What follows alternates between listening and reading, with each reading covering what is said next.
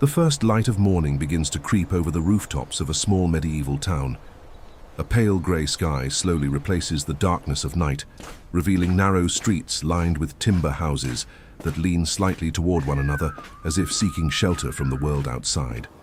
The air is cold and damp, carrying the quiet weight of a town living in the shadow of the Black Death. Nothing moves yet. No merchants shout in the market square. No carts rattle over the uneven stones. The silence feels heavy, uneasy, as if the town itself is holding its breath. You stand inside a modest carpenter's home, long before the sun fully rises. The house is simple, built from rough oak beams and clay-packed walls, darkened by years of smoke from the hearth. The floor is hardened earth, worn smooth by countless footsteps. In this small space, life and labor exist side by side. The carpenter's workshop occupies nearly half the room. Wooden tools hang from thick support beams above you, chisels, planes, saws and mallets carefully arranged so that each can be reached quickly when work begins. The carpenter wakes slowly from a thin straw mattress placed near the warm ashes of last night's fire. He sits up quietly, careful not to wake the rest of his family too soon. Even in this fragile moment of morning calm, there is a sense of urgency. In times like these, every new day feels uncertain, and waking up alive has become something close to a blessing. A faint smell fills the house. Smoke from the hearth lingers in the air, mixing with the scent of damp wood and bundles of herbs hanging from the rafters above. Lavender, rosemary, and sage sway gently with the cold morning draught. Many believe these herbs can protect a household from the plague. Whether the belief is true or not hardly matters. In a world filled with fear and unanswered questions, people cling to whatever small defenses they can find. Near the far wall, a narrow window lets in the first trace of grey light. The carpenter rises and walks toward his workbench. Pieces of oak and ash rest against the wall beside it, waiting to be shaped into something useful. In quieter years, these planks might become stools, doors, or wagon wheels. But during the plague years, the work of a carpenter has changed. Sometimes the wood becomes coffins. Behind him, his wife has already awakened. She moves quietly near the hearth, placing a small iron pot above the coals. Breakfast is simple, as it is in most homes across Europe now. Trade has slowed, caravans arrive less often, and grain has become expensive. She tears pieces from a coarse loaf of bread and pours watered ale into wooden cups. It is not much, but it is enough to begin the day. The carpenter's children sit close together on a wooden bench. They are unusually quiet for their age. Even they understand that something has changed in the world outside their door. In the distance, somewhere beyond the clustered rooftops of the town, a church bell rings once, then again. Not for prayer, for death. The carpenter pauses for a moment when he hears it. His eyes lower slightly, but he does not speak. The bells have become a familiar sound in recent months, echoing through the town again and again. Each time they ring, another family mourns someone lost to the sickness that no one truly understands. He turns back to his workbench and begins sharpening his tools. A steel blade slides carefully along a whetstone, producing a soft grinding sound that fills the quiet room. Each tool must be maintained with care. These chisels and planes are not easily replaced. They represent his livelihood, the fragile thread that keeps his family fed.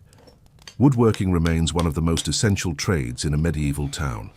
Every building, every cart, every piece of furniture depends on the steady hands of craftsmen like him. Doors must be repaired, wagons must be rebuilt, roof beams must be replaced after winter storms. And now, more often than anyone would wish, coffins must be built. The carpenter works patiently, preparing for the long hours ahead. Outside, the pale morning light grows stronger. Dust floating in the air begins to glow softly where sunlight reaches the workshop floor. The town beyond these walls will soon awaken. People will step into the streets with cautious eyes, careful not to stand too close to strangers. Fear has become part of daily life, moving silently from house to house like an invisible visitor. But inside this small home, the rhythm of work continues. The carpenter finishes sharpening his last chisel and sets it carefully beside the others. His tools are ready. His family has eaten. And the day, uncertain as it may be, has begun.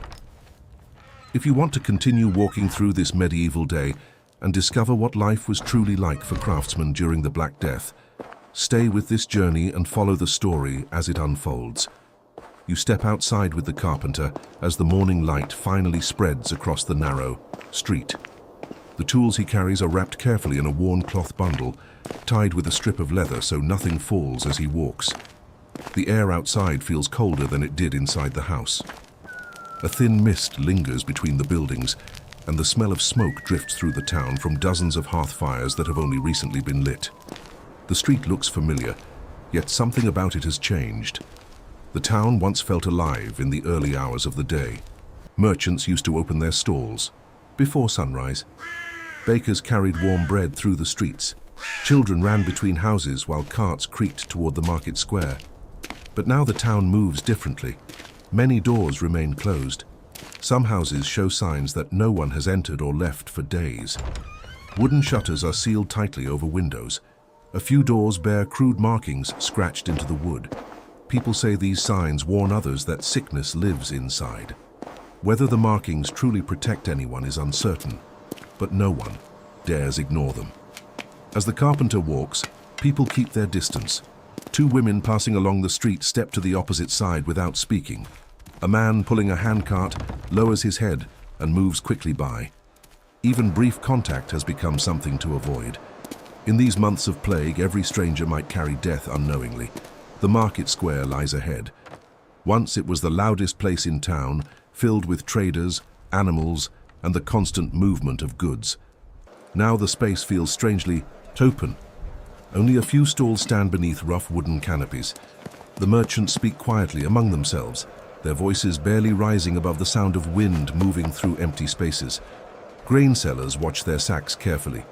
Prices have risen again, and many families struggle to buy enough flour for bread. A butcher sharpens his knife beside a half-empty table. Even the animals brought to market seem fewer. Everyone watches everyone else. People search faces for signs of fever. A cough can turn heads instantly. Even the smallest hint of sickness can send someone stepping away in fear. The carpenter does not linger in the market. Work waits elsewhere.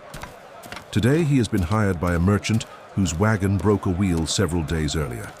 Without repairs, the merchant cannot transport goods between nearby towns, and every delay means lost income in a time when survival already feels uncertain.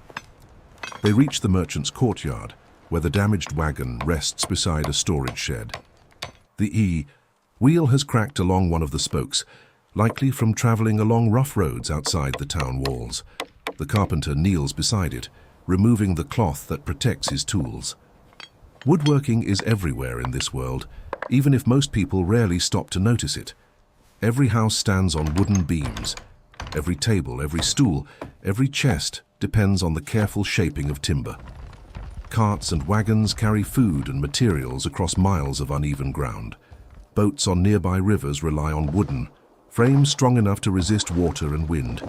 Even churches rise from massive wooden supports hidden behind stone walls. Carpenters quietly build the framework of daily life. But during the years of the plague, the nature of the work has changed. Many craftsmen who once spent their days creating furniture or repairing homes now find themselves doing darker tasks. Entire houses sometimes stand abandoned after sickness sweeps through a family. Some carpenters are hired to reinforce buildings left empty for months. Others repair structures that have begun to decay because no one remains to maintain them. And increasingly, wood becomes something else. Coffins. The carpenter lifts the broken wagon wheel and studies it carefully. With a chisel and wooden mallet, he removes the damaged spoke. Each movement is slow and precise. Wood must be cut along its grain or it will split. The replacement piece must fit perfectly, or the wheel will weaken again on the road. While he works, voices drift from the merchant and two travelers speaking near the gate. Their conversation is low, cautious, as though even words about the plague might spread misfortune. They speak of nearby villages where the sickness arrived weeks earlier. Some say entire communities have vanished. Houses stand open. Animals wander freely through fields with no one left to guide them. Others claim the disease traveled along distant trade routes from lands far beyond the sea. A few insist it is punishment sent by God for the sins of mankind. No one truly knows the truth, but every rumor deepens the fear. The carpenter continues shaping the new spoke, fitting it carefully into the wheel's frame. His hands move with practiced rhythm, guided by years of experience.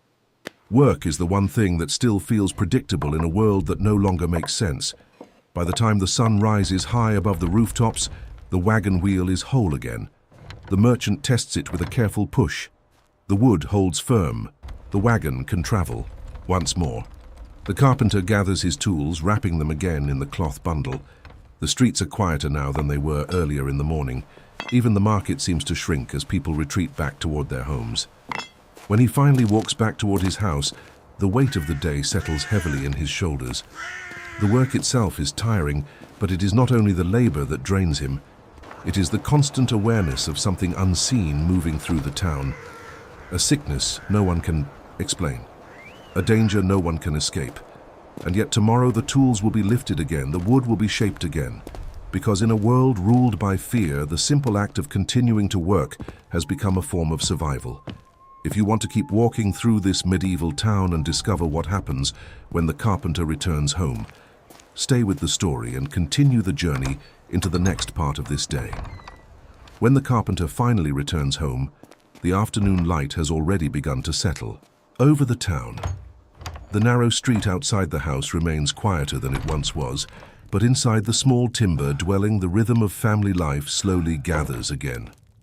As you step through the wooden doorway with him, the familiar scent of the house greets you. Smoke from the hearth, damp timber, and the sharp herbal fragrance that now fills nearly every corner of the room. The carpenter's wife has prepared the midday meal. It is modest, like most meals during these difficult months. A bowl of thin vegetable broth simmers gently over the coals, and pieces of coarse bread rest on a small wooden board. Nothing here is abundant, but the simple act of sharing food together provides a moment of calm in a world that has become deeply uncertain. You sit close to the hearth as the family gathers. Outside, the town still carries the weight of fear, but inside these walls, the house becomes a fragile refuge. The heavy wooden door remains closed, and the small window has been partly covered with cloth to keep the cold air from drifting through. Even here, however, the anxiety never fully disappears. Across Europe during the years of the Black Death, families began adopting all kinds of protective practices in desperate attempts to keep sickness away. Many believed the disease traveled through foul air, invisible vapors drifting between houses and through crowded streets. Because of this belief, people searched for ways to purify the air around them. Inside the carpenter's home, bundles of herbs hang from nearly every beam. You can see them swaying slightly above your head. Rosemary, thyme, sage, and bunches of garlic tied together with thin pieces of twine. Their strong scent fills the house constantly. Some people burn herbs over hot coals to cleanse the air. Others carry small cloth bundles filled with fragrant plants whenever they leave home. No one truly knows if these practices offer protection, but they offer something almost as important: hope. After the meal, the carpenter rises and moves slowly across the room, studying the wooden beams that support the house. Timber homes require constant attention. Wood expands and contracts with the seasons. Nails loosen, joints weaken.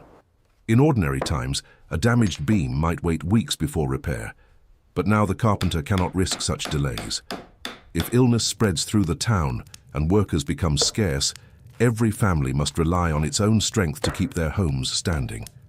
He presses his hand against one of the support posts near the door, testing its stability. The wood creaks slightly. Without speaking, he retrieves a small hammer and several wooden pegs from his tool bundle. With practiced care, he tightens the joint that holds the beam in place.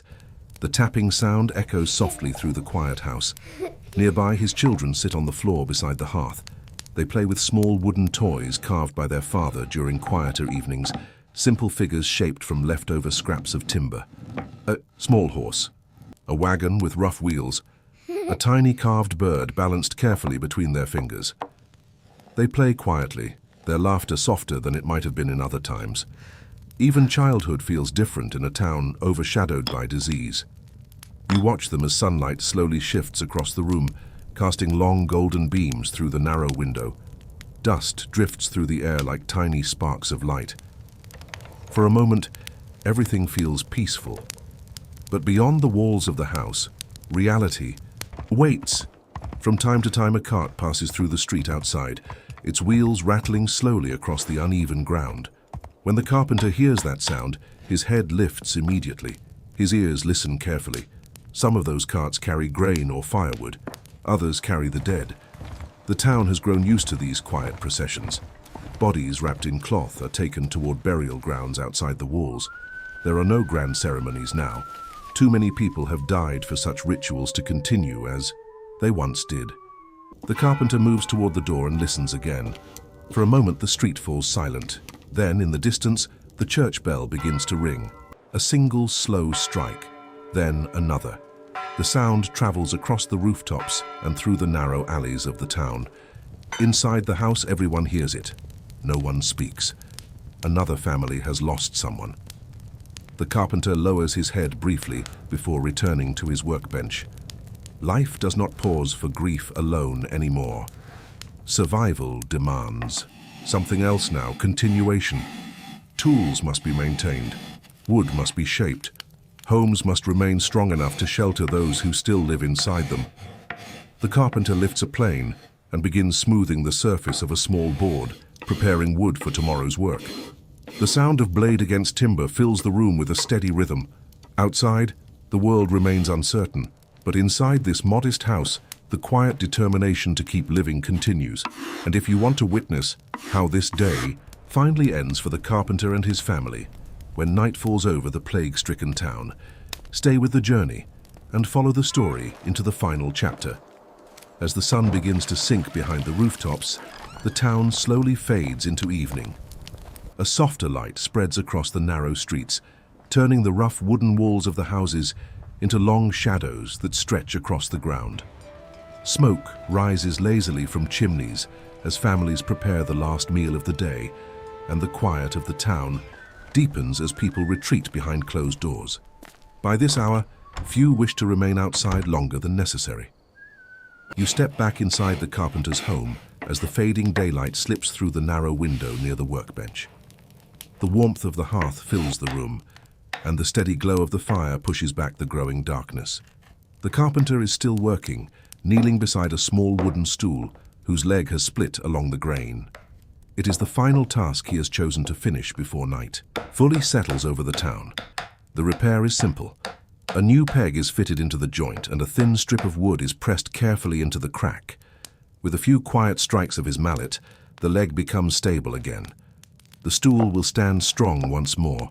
It is small work, perhaps unremarkable in another time. But in these uncertain years, every act of building or repairing something carries a deeper meaning. When the world beyond the walls feels fragile and unpredictable, shaping wood with steady hands provides a rare sense of order. You watch as the carpenter sets the stool upright and presses his weight gently upon it. The wood holds firm. Satisfied, he places it beside the table where his family will soon gather. Dinner is already waiting. His wife has prepared a modest meal, much like the ones shared in countless homes across Europe during the plague years. A simple loaf of bread rests beside a clay bowl filled with thin soup. A small portion of dried meat has been cut into pieces and placed carefully on a wooden plate so that everyone may share it. The family sits close together around the table. Their voices remain soft, almost instinctively quiet, as if loud conversation might disturb the fragile peace of the evening. Outside, the town no longer carries the sounds of the busy markets or the creaking wheels of trade carts. Instead, only the faint murmur of distant wind moves through the narrow streets. Then, the church bell rings. The sound travels slowly across the town, heavy and unmistakable. One deep tone echoes against the stone walls of the church tower, followed by another. Inside the carpenter's home, the family pauses. No one needs to ask what the bell means. Another death. In these months, the bell has become the voice of loss. It marks the passing of neighbors, friends, sometimes entire households. Each toll reminds the town that the plague continues its silent path from door to door. The meal continues quietly after the sound fades. When the bowls are empty and the bread has been shared, the carpenter's wife clears the table while the last of the daylight disappears from the window. Night comes quickly now. In medieval towns during the years of the plague, darkness carried its own kind of unease. Few people walk the streets after sunset. Many believe that sickness spreads more easily in the cold night air, drifting invisibly between houses like a poisonous mist. Inside the carpenter's home, candles are lit. Their small flames flicker against the wooden beams above, casting shifting shadows that dance along the walls. The warmth of the hearth spreads slowly across the room, and the children move closer to the fire, where the heat is strongest. One by one, they begin to fall asleep. Their small wooden toys lie forgotten beside them as the quiet of the night settles in. The gentle crackling of the fire becomes the only sound within the house. But the carpenter does not sleep immediately. Instead, he returns once more to his workbench. The tools he used throughout the day are laid out carefully before him.